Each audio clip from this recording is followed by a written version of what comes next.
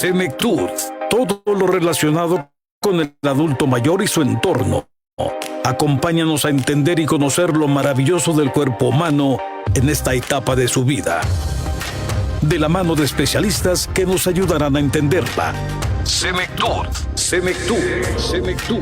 Bajo la conducción de Enrique Gallardo García. Comenzamos.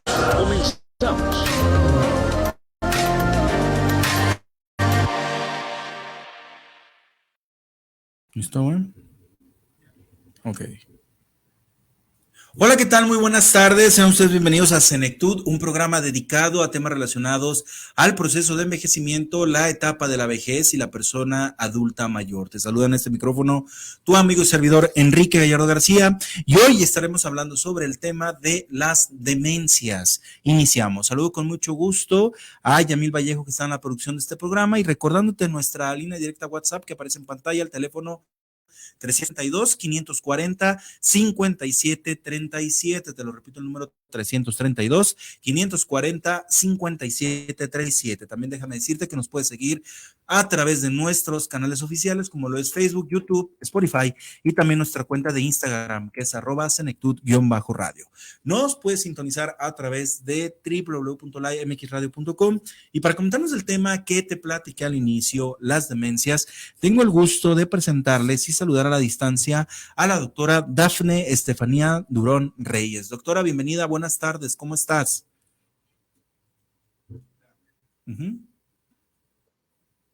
Muchas gracias, doctora, por aceptar esta entrevista y pues bueno, platicarnos un poco sobre, bueno, las demencias como tal. Pues bueno, ha habido muchas actualizaciones, muchos avances, ya ahorita los iremos detallando, pero principalmente nos gustaría mucho que nos platicaras, doctora, bueno, una definición. ¿Qué es la demencia o a qué conocemos como demencia? Por favor, buenas tardes. Buenas tardes. La demencia son una serie de condiciones médicas o síndromes clínicos que se presentan por alteraciones adquiridas en el sistema nervioso central, específicamente en el cerebro, y que hace que tengamos dificultades para realizar las actividades básicas, instrumentadas o avanzadas de la vida diaria, o sea, las cosas que tenemos que hacer para mantenernos día con día de manera independiente. Y esto es por la alteración en las funciones que nosotros llamamos cognitivas. La más conocida de estas funciones es la memoria, pero no es la única. Existe también la atención, las habilidades visoespaciales o perceptivas, la capacidad para resolver problemas, planear, organizar y secuenciar, que es la función ejecutiva, el lenguaje, la manera en la que hablamos, en cómo ordenamos las palabras para decir sentencias que tengan una coherencia, incluso el ritmo al hablar, el tono al hablar y la capacidad de distinguir o poder saber en qué momento tenemos que decir cierta frase, es decir, conectarlo con el contexto social e incluso el lenguaje no verbal, como es bueno, el movimiento del cuerpo y la interpretación de caras, gestos y miradas, que es parte de una memoria un poquito más como, pues digamos que no se aprende en los libros, pero es más bien llevada por otra función cognitiva que se llama cognición social. Perfecto. De todas estas demencias, que entendamos lo que fueran como si fuera un paraguas o un término que abarca muchísimas enfermedades, de estas podemos dividirlas a su vez en enfermedades neurodegenerativas y las no neurodegenerativas. Y de estas neurodegenerativas, es decir, que avanzan poco a poco y que incrementan con el paso de la edad, aunque no es sinónimo de envejecimiento, está la más común, que es la enfermedad de Alzheimer. La siguiente más común es la demencia por cuerpos de Lewy y la demencia vascular, dentro de estas degenerativas. Perfecto, doctora. Ahí me gustaría mucho, bueno, hacer esta pregunta, aprovechando tu presencia, doctora, que bueno, aquí ya en tu radio por tantas temporadas que hemos realizado y que bueno, han venido especialistas de todas las áreas, pero bueno, siempre me gusta hacer esta pregunta para seguir ahora sí recalcando y sobre todo que la gente se empiece a familiarizar. ¿Por qué demencia senil ya no? Porque lo seguimos escuchando y me imagino que te ha tocado en consulta atender pacientes, ¿no? O a los cuidadores, o la misma persona, ¿no? Que dicen, oiga, es que yo tengo miedo de padecer demencia senil. Entonces, nos gustaría mucho, doctora, que nos platicaras por qué demencia senil ya no se utiliza el término. Ok, sí, es una muy buena pregunta y creo que incluso no solamente es algo que nos debe de importar a nosotros como personal, bueno, como pacientes o como familiares, sino también como personal de salud, porque a pesar de que estamos en 2024, todavía no nos hemos podido quitar el estigma de que la demencia senil no existe, porque eso implicaría que todas las personas mayores van a tener sí o sí deterioro cognitivo. Y la realidad es que las demencias pueden presentarse en personas tan jóvenes como a los 20 años y en personas tan grandes como 100 años o más, y personas de 100 años que están cognitivamente sanos, que no tienen demencia.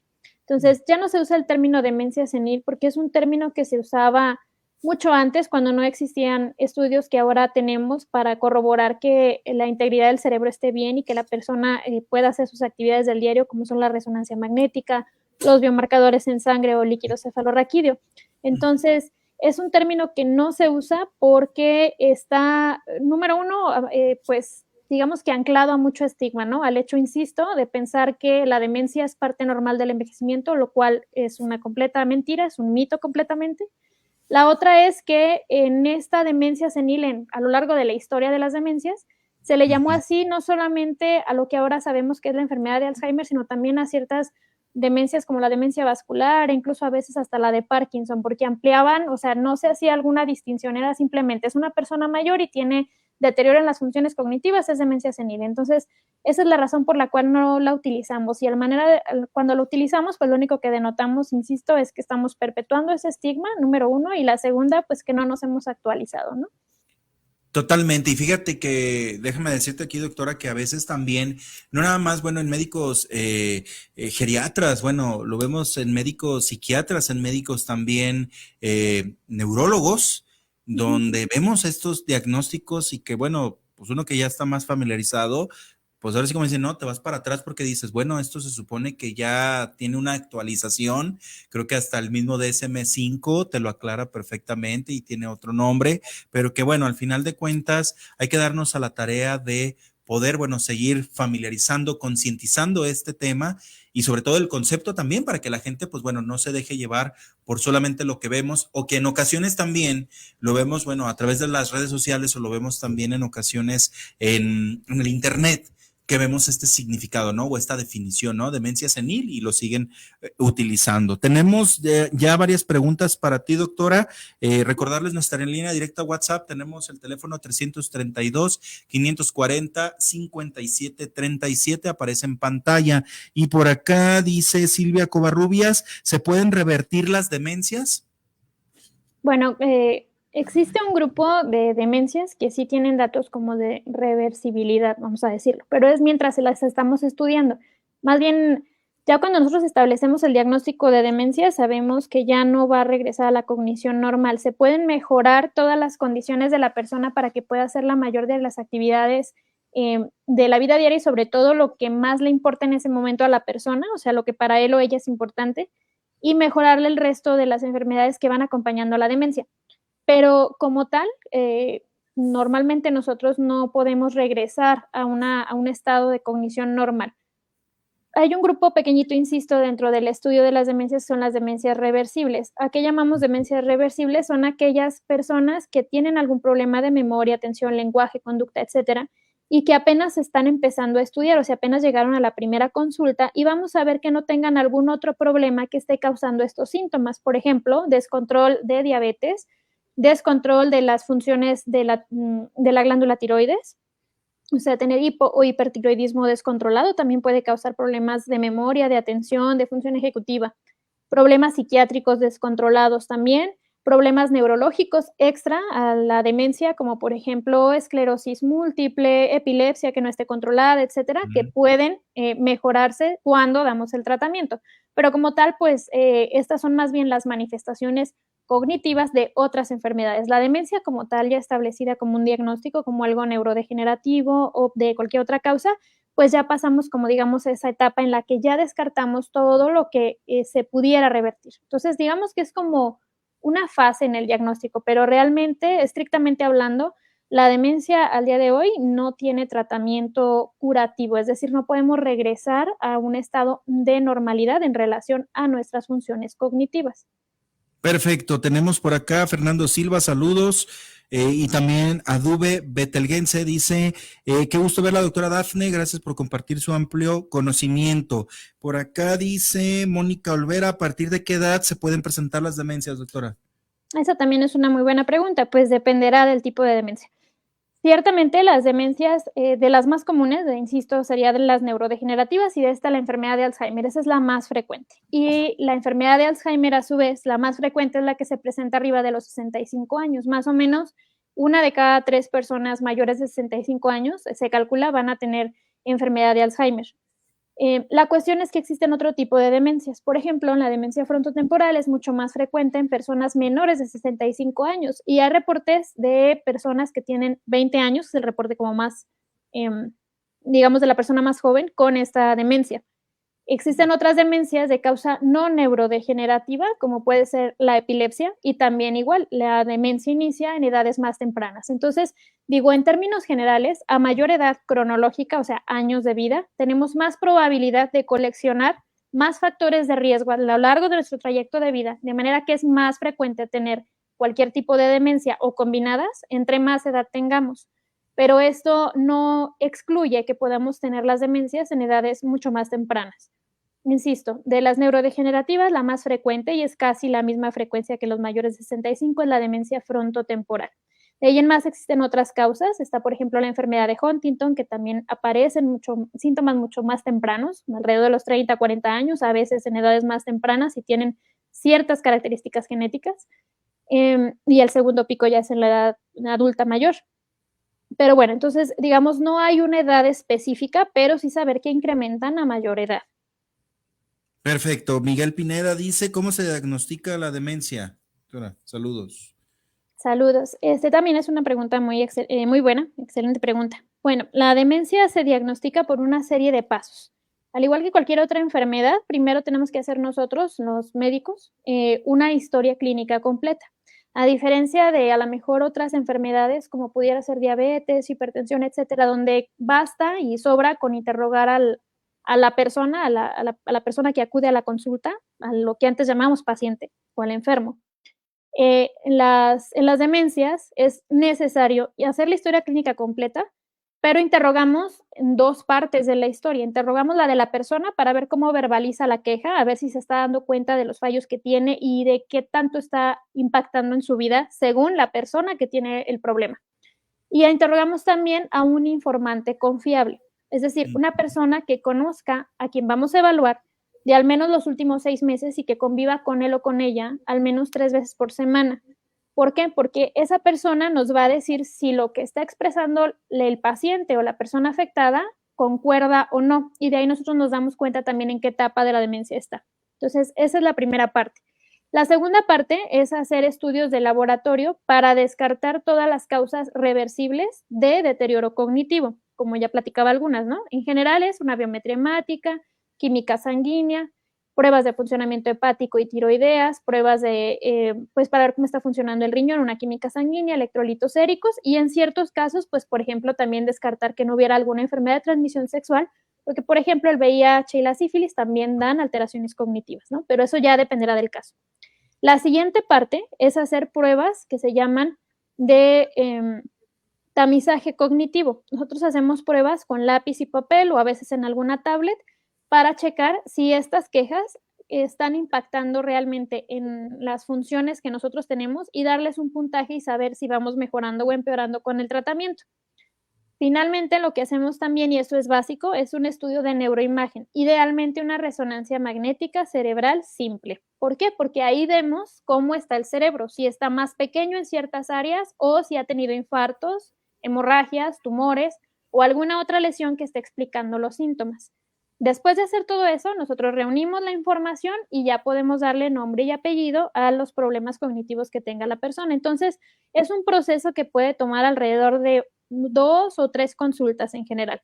A veces desde la primera consulta podemos saber que tienen demencia, insisto, pero no podemos decirles con certeza qué tipo y en qué etapa están y todo lo demás. O sea, es necesario reunir toda esta serie de pistas para nosotros poderles decir qué demencia es, qué tratamiento le vamos a dar y qué esperar para que también la persona que tiene el deterioro cognitivo o la demencia pueda planear con anticipación todo lo que quiere hacer. Bien, doctora, por acá dice Ricardo Hernández, dice, ¿qué diferencia hay entre el deterioro cognitivo y la demencia? Ok. El deterioro cognitivo incluye cualquier alteración desde lo más básico, que es la queja cognitiva subjetiva, es decir, que la persona se esté dando cuenta que está batallando para hacer las cosas, digamos, del diario, secundario a problemas de memoria o de atención o de lenguaje, lo que sea. Es decir, antes yo podía pagar mis cuentas, ir al médico y tomarme los medicamentos sin ningún fallo, pero ahora como que siento que tengo que esforzarme un poquito más. Pero cuando hacemos las pruebas de tamizaje sale todo normal. Entonces esa queja es nada más como en relación a lo que la persona está sintiendo. Si seguimos a esas personas, pueden avanzar a tener lo que se llama deterioro cognitivo leve, que es más o menos lo mismo que la queja subjetiva, solamente que aquí ya se requieren ayudas extra para poder hacer las cosas del diario. Es decir, sigo tomándome yo solo mis medicamentos, sigo yendo a las consultas y demás, pero necesito poner recordatorios en el celular, necesito tener un calendario, post-its o que me recuerde a alguno de mis hijos, etc. Después de eso viene ya lo que sería la demencia, que es cuando ya requerimos ayuda para poder hacer las cosas del diario, ¿no? O sea, ahora a pesar de esas ayudas, a pesar de tener los recordatorios, a pesar de que mis hijos me dicen la consulta, ya no lo puedo hacer. Se me olvidan las tomas de los medicamentos o los repito o no llego a la consulta. Entonces, la demencia es parte del deterioro cognitivo. El deterioro cognitivo es un continuo, es como si fuera la historia, vamos a decir que fuera una película, y nosotros en cada consulta vemos pues nada más una fotito o un pedacito de esa película. La película completa es el deterioro cognitivo. La parte inicial es la queja subjetiva, cuando hay poquita ayuda para poder hacer las cosas, pero lo sobrellevamos más o menos como si fuera la parte amarilla o ámbar de un semáforo, es deterioro cognitivo leve. Y cuando ya no podemos hacer las cosas del diario y tenemos dificultades incluso, pues no sé, para pagar las cuentas, para usar el cajero automático, el celular, entonces es demencia leve. Cuando perdemos la habilidad de hacer las cosas de autocuidado, bañarnos, vestirnos, contener esfínteres, entonces la demencia ya tiene un grado avanzado. Entonces, esa sería como la diferencia. Deterioro cognitivo es todo el trayecto y demencia es a partir de que necesitamos ayuda para hacer las cosas del diario. Perfecto. Tenemos por acá otra pregunta. Bueno, ¿qué tipo de alimentos o suplementos son recomendables para las personas con demencia? Ok, no hay una dieta específica, esas también las prescriben pues, los expertos en nutrición clínica, pero de manera como general, para ayudar cualquier tipo de demencia es cuidar principalmente las alteraciones cardiovasculares y si tenemos depresión o ansiedad, pues tratarla. Es decir, todo lo que mejora nuestro corazón mejora nuestro cerebro y en ese sentido la dieta que debemos de tener es una dieta más bien lo que llamamos mediterránea, es decir, que sea baja en grasas, alta en grasas saludables o buenas, como la que viene a tener el aceite de oliva, por ejemplo, las aceitunas, el consumo pues de abundante fibra, por ejemplo, y proteína. Eso mejora bastante porque también hace que estemos controlados del azúcar, del colesterol, de la presión arterial, limitar el consumo de sal solamente si tenemos ciertas patologías. Por lo demás, pues comer como la dieta indicada que dejamos incluso, por ejemplo, para los pacientes que tienen problemas cardíacos. En relación a suplementos alimenticios, tampoco hay alguno que nos mejore. Si bien han sido muy famosos, pues el omega 3, la vitamina B12 y ese tipo de cosas, no nos ayudan realmente. Digo, a menos que ustedes tuvieran alguna deficiencia, se pueden suplementar. Pero yo creo que aquí la clave sería mantener una dieta con pues como lo que les dejamos a los pacientes que tienen algún problema cardíaco, o sea, no consumir abundantes azúcares ni grasas, evitar los alimentos altamente procesados y consumir alta cantidad de proteína para mejorar el músculo también. E insisto, mientras mantengamos sano nuestro corazón, se mantiene sano el cerebro también. Muy bien. Y ahí, doctora, aprovechando la pregunta, bueno, mencionábamos la parte alimenticia. ¿Qué ejercicios nos pueden ayudar para poder, pues ahora sí, valga la redundancia, trabajar, ejercitar y que sobre todo también el cerebro pues esté prácticamente ocupado y que pues también esté utilizado? Porque ya decíamos, es un órgano que también si no se trabaja, pues atrofia. Yo recalcaría 3 cosas. La primera es el ejercicio físico y ese es parte de todo el tratamiento de prácticamente cualquier enfermedad, incluso no solo de la enfermedad, sino para mantener un envejecimiento saludable, ¿no? Entonces, ejercicio físico es en todas las etapas, adaptado pues a cada paciente. El segundo es algo que se llama estimulación cognitiva. Lo mínimo que se hace son los ejercicios como estandarizados. Los que yo les recomiendo son los que vienen en la página del Instituto de Nutrición. Ustedes se pueden meter, descargan los ejercicios de estimulación cognitiva, vienen en la página del Servicio de Geriatría. Otros que pueden descargar son de aplicaciones gratuitas en el celular, si es que les gusta un poquito más estar en el celular o en la tablet, como la aplicación que se llama Lumosity. Es de descarga gratuita y tiene la ventaja de que les va poniendo ejercicios cada vez más como complicados, ¿no? Conforme la vayan usando. Y las otras ejercicios que se pueden hacer, pues dependerá de que esté afectado. Por ejemplo, si está afectado la memoria, podemos hacer técnicas de reminiscencia, como hacer un álbum familiar y colocar qué era lo que estaba pasando en cada fotografía, jugar memorama, por ejemplo. Si tenemos problemas para planeación, para organización, para función ejecutiva, los juegos de estrategia son muy buenos, o sea, dominó, cartas, está perfecto. Si el problema es de lenguaje, como la nominación, podemos jugar lotería, entonces eso funciona bastante, o jugar basta. Si el problema es de atención, podemos jugar sopa de letras, podemos jugar sudokus, y hay otros ejercicios también de atención que pueden encontrar en línea. Para función ejecutiva y flexibilidad mental, podemos jugar algo que se llama Torre de Londres y Torre de Hanoi. Eso se pueden encontrar en los lugares donde venden los materiales didácticos, o bien tal cual ponerle en el buscador Torre de Hanoi y ustedes lo pueden jugar en línea. Y finalmente la otra, que pues no es ejercicio como tal, pero que beneficia bastante justo para mejorar todas estas redes que son las redes sociales e inclusive pues las cuestiones que no aprendemos en los libros, sería mantenernos sin aislamiento social. Entonces, si podemos hacer siempre alguna actividad nueva, la que sea, así sea acudir al club de la tercera edad, acudir a una clase nueva de baile, de, no sé, de guitarra, del instrumento que a nosotros nos guste o de algún idioma o lo que sea, está perfecto.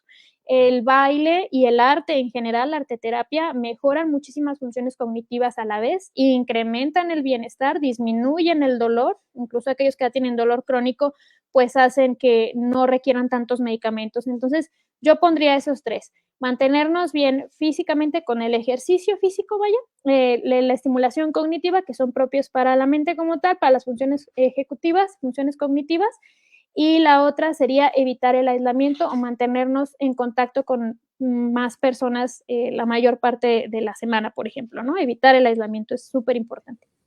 Perfecto, doctora. Bien, me gustaría también preguntarte, ¿quién puede diagnosticar la demencia? Porque también en ese aspecto a veces, bueno, hay a veces ciertas, bueno, no confusiones, pero sí muchas veces pues las personas dicen, bueno, es que fui con tal especialista, vine con otro y pues bueno, ahora no he llegado a la conclusión. ¿Quiénes pueden diagnosticar la demencia? Sí, idealmente tendría que ser un experto en demencias, ¿no? Eso sería en un mundo ideal. Sin embargo, habemos muy poquitos expertos en demencias, pues, en el mundo y también en el país y en ciertas regiones del país. Entonces, los geriatras, por ejemplo, quienes estudiamos geriatría, tomamos, pues, capacitaciones para poder hacer el tamizaje cognitivo y poderlos enviar pues con los expertos extra en demencia si no podemos nosotros hacer las pruebas. Lo puede hacer también alguien que estudió neurología, los neurólogos también hacen tamizaje cognitivo, inclusive los psiquiatras y los psiquiatras con alta especialidad en los adultos mayores, que son los psicogeriatras, ¿no? Entonces, todos nosotros podemos hacer ese tamizaje cognitivo y si tenemos dudas, enviarlos con otros expertos en funciones cognitivas que no prescriben medicamentos, pero que se dedican específicamente a evaluar las funciones cognitivas, que son que es el personal de neuropsicología. Entonces, en general podemos hacerlo por esas vías. Existen también los especialistas en demencias que pueden ser de base neurólogos o geriatras o psiquiatras que luego hicieron el alta en demencias. Entonces, ellos son los que podrían ser los adecuados para diagnosticar las demencias. Les digo, en un mundo ideal, pues tendrían que pasar todos por el experto en demencias, por el que hizo el alta en demencias, pero a veces es complicado, es difícil poder acercar a la persona a estos servicios de atención que son pues de alta especialidad. Entonces, al menos sí que sea un geriatra, un neurólogo o un psiquiatra que tenga la formación para hacer pruebas de tamizaje y que si tienen dudas lo manden a neuropsicología. Bien, doctora, me gustaría mucho que también nos platicara brevemente, por ejemplo, bueno, en esta cuestión de si la demencia como tal o el Alzheimer es hereditario y qué porcentajes hay también en los familiares. Uh-huh. Sí, esa es una pregunta también como muy recurrente, ¿no? Porque cuando vivimos con una persona que tiene demencia, que vive con demencia, o fuimos cuidadores de alguien que ya falleció pero vivió con demencia, siempre nos queda esa duda, ¿no? Pues porque hemos visto lo que pasa a lo largo de la enfermedad. En cuestión de las enfermedades neurodegenerativas, la más frecuente, les decía, la enfermedad de Alzheimer, y en estos, el porcentaje de heredabilidad o la enfermedad autosómica dominante realmente es muy bajita. Digamos que de 100 personas que viven con enfermedad de Alzheimer, solamente una va a tener este patrón de heredabilidad en la que si yo lo tengo como mamá, lo voy a pasar a mis hijos y sí o sí van a tener la enfermedad. Existen otras que son las de inicio temprano. Las demencias de inicio temprano, específicamente la de enfermedad de Alzheimer, tiene una presentación muy bajita, se presenta de 4 a 6 personas por cada 100,000 personas año, y de estas nada más el 1% también, o poquito menos, tienen heredabilidad, se llama de herencia mendeliana, o sea, es muy difícil que se transmita a la siguiente generación, o sea, que la presente, que se manifieste. En relación a la demencia frontotemporal, que es la segunda más común de las neurodegenerativas, esa sí tiene más probabilidad de que se herede a los hijos y se presente. Si ya decíamos que la enfermedad de Alzheimer, 99 son esporádicos y uno es heredado, en la demencia frontotemporal de 100, 30 hasta 50% se van a heredar. Entonces es un porcentaje un poquito más alto, nada despreciable. En relación a la demencia por enfermedad de Huntington, la variabilidad es distinta y va a depender mucho de las repeticiones que tengan de un gen que está alterado. Entonces, depende mucho de cada demencia, pero digamos que de las más frecuentes, y de esta la más frecuente, que es la enfermedad de Alzheimer, la mayoría van a ser casos esporádicos. Solamente 1% va a ser heredabilidad, o sea, se va a pasar, y los otros pueden tener algo que se llaman polimorfismos. Sí tienen unas variantes o cambios en el genoma, pero va a ser más difícil que yo lo transmita a mis hijos y que mis hijos lo tengan o mis nietos. Bien, algo que nos preguntaba mucho las personas, la amable audiencia, y haciéndole, bueno, brevemente, porque bueno, cada demencia y tipo de demencia, pues nos llevaría horas y horas a hablar, pero que nos platique, doctora, nada más cómo identificarlas. Por ejemplo, Alzheimer, bueno, todas nos van a alterar nuestras funciones ejecutivas, pero Alzheimer, bueno, empieza atacando la memoria, el Parkinson, los movimientos, pero mencionó ahorita usted frontotemporal, Huntington y de cuerpos de Lewy. ¿Esas cómo podemos identificarlas? Sí, digo, es como una generalidad, ¿no? Cada persona es distinta. Una vez que uno Sí. conoce a una persona con demencia, conoce un mundo completamente distinto. Pero bueno, digamos que la presentación que viene en los libros o la generalidad, que luego no suele pasar así, es de la siguiente manera. De la enfermedad de Alzheimer, que a su vez se divide en la que afecta la memoria y que es por eso se llama típica, pues empieza con fallos de memoria reciente, es decir, lo que pasó hace poquito, o memoria episódica, o los hechos autobiográficos, cuando nací, qué pasó ayer, qué pasó la semana pasada, y después empieza a afectar otras funciones, ¿no? Pero predominantemente inicia con la memoria. La variante del lenguaje de la enfermedad de Alzheimer, que es la fase progresiva primaria variante logopénica, empieza a afectar primero el lenguaje y con características pues muy específicas, ¿no? Hay como problemas para encontrar el nombre de las cosas y por más que le demos pistas al paciente no se va a acordar nunca del nombre de las cosas. Está la variante del movimiento de la enfermedad de Alzheimer, que es la enfermedad corticobasal. Esos pueden tener dificultades para mover alguna parte del cuerpo o movimientos un tanto involuntarios solamente en un lado del cuerpo y aparte problemas de memoria y de lenguaje, como las otras dos que acabo de mencionar.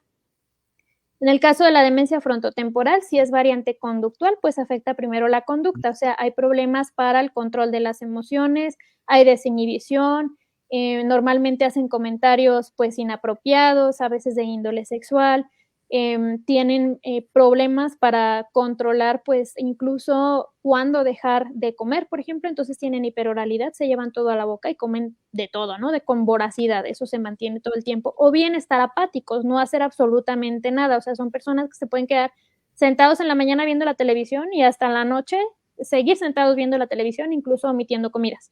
Las variantes del lenguaje, igual de la demencia frontotemporal, pues dependen, ¿no? Puede ser la semántica, que son pacientes que hablan y nunca llegan al punto porque no pueden conectar el significado de la palabra con el nombre, con la palabra. Es decir, ellos sí pueden repetir lo que le estamos diciendo, es como un poco como si estuviéramos oyendo hablar a alguien en otro idioma.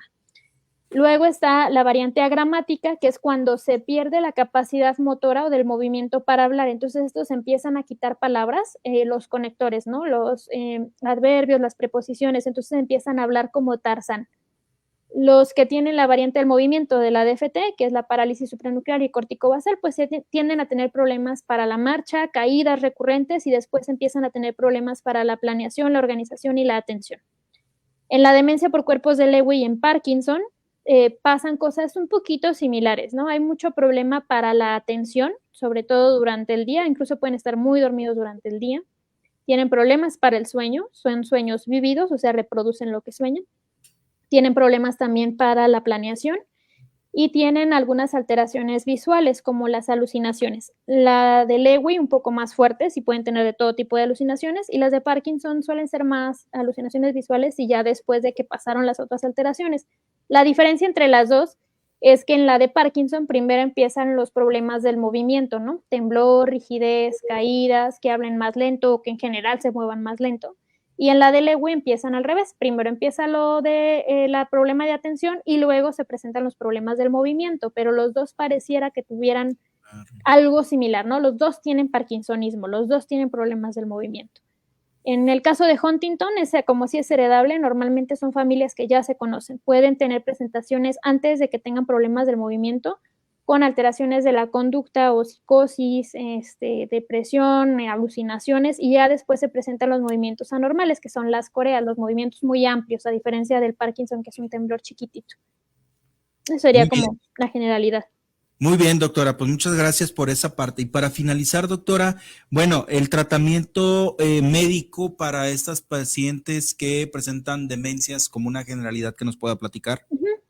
En general lo que dejamos son, insisto, lo mismo que les dejamos a la prevención, lo vamos a mantener todo el trayecto de la enfermedad, porque lo que pretendemos es que tengan bienestar, que puedan hacer lo que para él o ella sea lo más importante y que tengan una adecuada salud cerebral. Entonces, para eso siempre ejercicio, continuar con estimulación cognitiva. Algunos van a requerir terapia del lenguaje, sobre todo las variantes que afecten más el lenguaje. Y bueno, las otras son los medicamentos que se llaman antidemenciales. Esos son medicamentos que se crearon inicialmente para la enfermedad de Alzheimer, pero que hemos utilizado, se llama por proxy o porque es lo que tenemos para las otras demencias. Ya dependerá de qué tipo de manifestación tenga el medicamento que vamos a dejar, como por ejemplo parches de ribastigmina o pastillas como donepezilo, galantamina o memantina, ¿no? Pero dependerá de cada demencia. Lo que sí de cajón es, insisto, mantener esas como cuestiones no farmacológicas, eso es lo más importante. Y si tenemos alguna otra enfermedad, porque a veces puede pasar que aparte de tener demencia pueden tener diabetes, hipertensión, problemas de la tiroides, etcétera, pues esas enfermedades también mantenerlas controladas y ya con el tratamiento de cada una de ellas. Muy bien, doctora. Pues muchas gracias, doctora, por toda esta información tan valiosa y preguntarte, bueno, cómo tener un contacto contigo en tus redes sociales y tu teléfono. Sabemos que estás en la Ciudad de México, pero mucha gente nos escucha también de allá y de parte de la República, pues para saber cómo tener un contacto contigo. Sí, ahorita justo ya no estoy en Ciudad de México, me acabo de cambiar a Aguascalientes, ando como en los dos lados, pero bueno, sí, me pueden encontrar en X, antes Twitter, como @dafne.duron90. Uh-huh. Y mi teléfono es 449-105-5659 o a través de mi correo electrónico, que es prácticamente como mi nombre, dafne.duron.reyes@gmail.com. Perfecto. Doctora, pues muchas gracias. Esta es tu casa y pues esperando que no sea la primera ni última vez que nos acompañes. Esperemos que próximamente más cercano nos vuelvas a acompañar, pero ahora ya con otro tipo de demencia más específico, pues para también dar los tratamientos, los seguimientos y sobre todo también pues el panorama que mucha gente, pues a veces no nada más es Alzheimer y Parkinson, también hay demencias como tú lo mencionabas, por VIH, hay demencias también, bueno, vasculares, que también la gente no se cuida por la hipertensión o bueno, esta forma de las enfermedades de cardiópatas, o sea, por la hipertensión arterial y pues bueno, no se diga también, pues bueno, la enfermedad ya sea también, o la demencia, mejor dicho, por Huntington o lo que decías también de cuerpos de Lewy. Pues muchas gracias, doctora. Voy a pedirte nada más que no te salgas del programa. Ahorita regreso contigo. Claro que sí, muchas gracias por la invitación. Gracias a ti. Agradecemos mucho la presencia de la doctora Dafne Estefanía Durón Reyes. Ella nos habló sobre las demencias y bueno, recordarles que bueno, la información ya te la dimos y la decisión la vas a tomar tú. Ya está con nosotros en un momento más, ya aquí está en unos minutos Joel Ríos y él nos va a hablar. Cerramos nuestro tema del día de hoy, la importancia del ahorro para la vida y el retiro. Y recordarles también, bueno, que el programa de las 8, bueno, se recorrió a las 7, ofreciéndoles una disculpa. Igual el doctor Francisco Preciado no pudo estar con nosotros, pero después ya estará con nosotros en otra ocasión para platicarnos un poquito más sobre la cirugía general. Recordarles también, bueno, que Senectud Radio es un programa dedicado a temas relacionados al proceso de envejecimiento, la etapa de la vejez y la persona adulta mayor. Nos escuchamos todos los lunes por las tardes en estos horarios vespertinos. Síganos en nuestras redes sociales oficiales, como lo es Facebook, YouTube, Spotify y también nuestra cuenta de Instagram como @senectud_radio. Muchas gracias, Yamil Vallejo, y sobre todo recordarles mi nombre, Enrique Gallardo García. Que tengan un excelente inicio de semana. Hasta la próxima. Acabas de escuchar Senectud. Te invitamos a sintonizarnos la próxima semana a través de Live MX Radio. Síguenos en nuestras redes sociales como Senectud Radio. Senectud.